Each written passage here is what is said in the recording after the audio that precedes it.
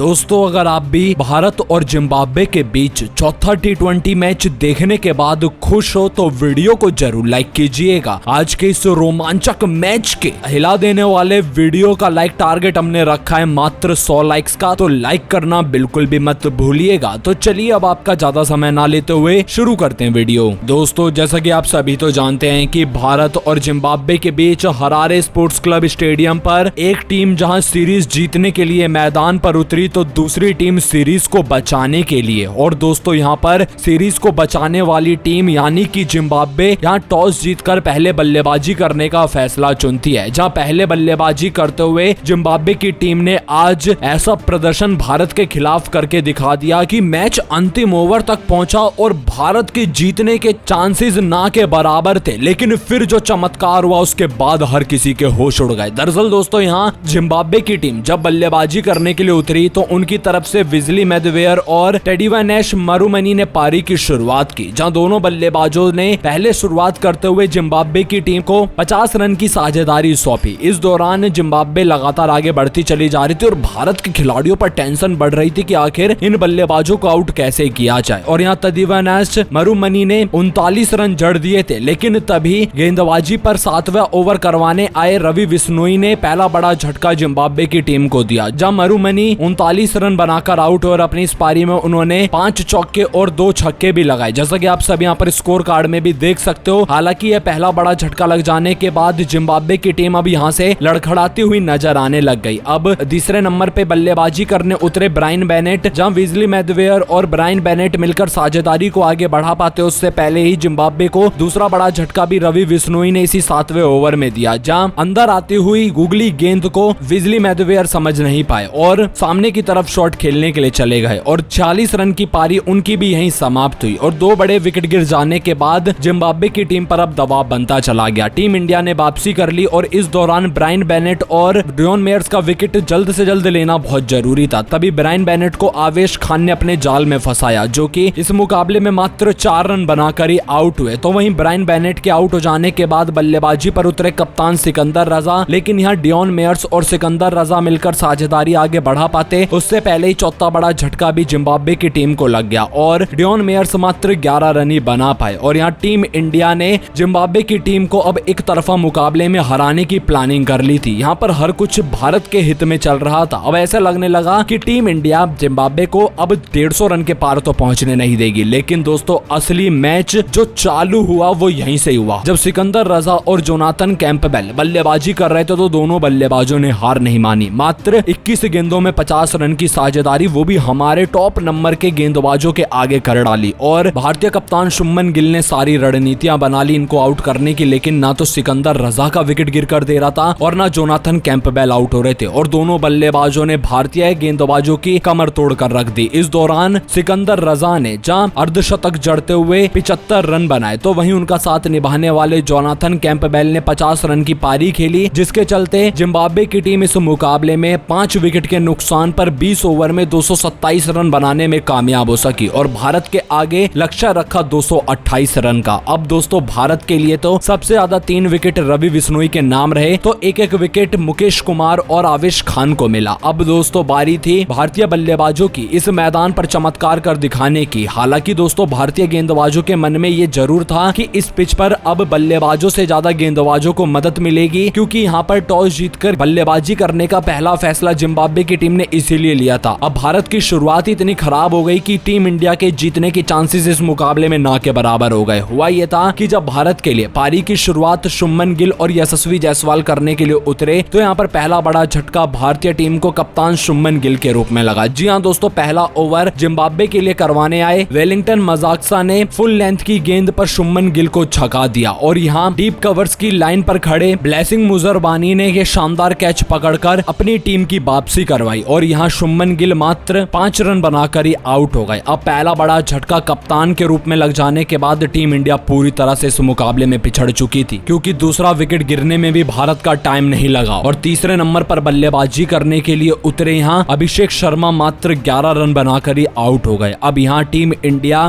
पर दबाव बढ़ता चला जा रहा था। भारत के खिलाड़ी एक के बाद एक फ्लॉप साबित हो रहे थे और मैच जीतने की उम्मीद तो ना के बराबर हो चुकी थी। अब बल्लेबाजी करने के लिए चौथे नंबर पर भेजा गया ऋतुराज गायकवाड़ को। लेकिन दोस्तों यहाँ ऋतुराज गायकवाड़ भी क्या कर पाते, वो भी अपनी टीम के दबाव को झेल नहीं पाए और यहाँ मात्र 16 रन बनाकर आउट हुए। और ऋतुराज का विकेट गिर जाने के बाद यशस्वी जायसवाल भी एक छोर पर काफी परेशान दिखाई दे रहे थे। ऐसा लग रहा था कि हर दूसरी गेंद पर उनका विकेट गिरने ही वाला है, लेकिन वो तो अपने आप को संभाल रहे थे, लेकिन सामने बल्लेबाज अपने आप को नहीं संभाल पा रहे थे। लेकिन यहाँ पर यशस्वी जायसवाल और संजू सैमसन पर अब पूरा दारोमदार था अपनी टीम के लिए ज्यादा से ज्यादा रन जोड़ने का। लेकिन दोस्तों किसी को क्या ही पता था कि यशस्वी जायसवाल का विकेट भारतीय टीम के लिए सबसे बड़ा झटका साबित होगा और 24 रन बनाकर उनको भी ब्लेसिंग मुजरबानी ने ही अपने जाल में फंसाया। और फुल लेंथ की गेंद पर यशस्वी जायसवाल 11वें ओवर में पुल शॉट लगाने के लिए गए और कैच सीधे हाथों में सिकंदर रजा के थमा बैठे और ये विकेट गिर जाने के बाद अब भारत की उम्मीदें टूट चुकी थी। अब मैदान पर भारत के मसीहे रिंकू सिंह बल्लेबाजी के लिए उतरे, जहां संजू सैमसन और रिंकू सिंह पर पूरा भारत देश निगाहें ताके बैठा था कि अब ये दोनों बल्लेबाजी कुछ कारनामा कर सकते हैं। अब यहाँ दोनों बल्लेबाजों ने मिलकर साझेदारी को आगे बढ़ाया। इस दौरान भारतीय टीम अंतिम ओवर तक मुकाबला लेकर पहुंची। इस बीच बस रिंकू सिंह का बल्ला ताबड़तोड़ अंदाज में चल रहा था और दूसरी तरफ संजू सैमसन 1-2 रन भागकर और कभी जब अच्छी गेंद उनको मिल रही थी तो वो बाउंड्री लगाकर रिंकू सिंह का साथ निभा रहे थे। और इसी के साथ मैच पहुंच गया अंतिम ओवर में, जहां भारत की टीम को मैच जीतने के लिए 6 गेंदों में 26 रन की जरूरत थी। अब अंतिम ओवर करवाने के लिए जिम्बाब्वे की तरफ से रिचर्ड नगारवा को भेजा गया, जहां रिचर्ड नगारवा ने पहली गेंद वाइड डाल दी जिस पर 1 रन एक्स्ट्रा मिल गया। अगली गेंद पर संजू सैमसन को वाइड यॉर्कर डालने की कोशिश रिचर्ड नगारवा ने की, लेकिन यहाँ गेंद को ऑन साइड की तरफ खेलते हुए चौका संजू सैमसन ने बटोर लिया। अब भारत की टीम को मैच जीतने के लिए 5 गेंदों पर 21 रन चाहिए, जहां अगली गेंद संजू सैमसन से मिस हो गई और फिर तीसरी गेंद पर संजू सैमसन ने सामने की तरफ छक्का जड़ दिया और यहाँ अब भारत की टीम बिल्कुल जीत की दहलीज पर पहुंच गई, जहां भारतीय टीम को अब 3 गेंदों पर 15 रन मैच जीतने के लिए चाहिए थे। इस दौरान रिचर्ड नगारवा ने यॉर्कर लेंथ की गेंद संजू सैमसन को करवाई जो कि वाइड भी थी और 1 रन एक्स्ट्रा संजू सैमसन ने चतुराई दिखाते हुए भाग लिया और यहाँ 3 गेंदें शेष बची हुई थी और भारत को जीतने के लिए 13 रन चाहिए थे। अब रिंकू सिंह स्ट्राइक पर आ चुके थे, जहां रिंकू सिंह ने चौथी गेंद को डीप कवर्स के ऊपर से छक्के में तब्दील कर लिया और फिर 5वीं गेंद फिर से रिचर्ड नगारवा ने वाइड डाल दी, जिसके चलते अभी भी 2 गेंदें बची हुई थी और 6 रन मैच जीतने के लिए चाहिए थे। लेकिन दोस्तों किसी को क्या ही पता था कि रिंकू सिंह बैकवर्ड पॉइंट की तरफ शॉट लगाने के लिए 5वीं गेंद पर जाएंगे और वो गेंद मिस हो गई। अब यहाँ भारत की सांसें अटक गई क्योंकि दोस्तों 1 गेंद बची हुई थी और मैच जीतने के लिए 6 रन चाहिए थे। रिंकू सिंह पहले से ही तैयार थे। संजू सैमसन ने उनको समझाया कि आप किधर की तरफ शॉट खेलिए और संजू सैमसन का कहा सुनने के बाद रिंकू सिंह ने डीप मिड विकेट के ऊपर से छक्का जड़ते हुए भारतीय टीम को अंतिम ओवर की अंतिम गेंद पर यह मुकाबला जिता दिया, जहां इस दौरान रिंकू सिंह ने अपना शतक भी पूरा किया और अपना शतक पूरा करते हुए रिंकू सिंह ने 113 रन बनाए। तो वहीं उनका साथ निभाने वाले संजू सैमसन ने 57 रन की पारी खेली, जिसके चलते भारत की टीम इस मुकाबले को जीतने में कामयाब रही। वहीं हम आपको बता दें कि भारत और जिम्बाब्वे के बीच खेला गया यह चौथे T20 मुकाबले का इंट्रा स्क्वाड और अभ्यास सत्र का मैच है, जिसमें भारत की जीत हुई है। बाकी अब आप सभी की क्या राय है भारतीय टीम की ऐसी बल्लेबाजी और गेंदबाजी को देख लेने के बाद, और आप टीम इंडिया को 10 में से कितने नंबर देना चाहोगे? अपनी कीमती राय हमें कमेंट करके जरूर बताइएगा।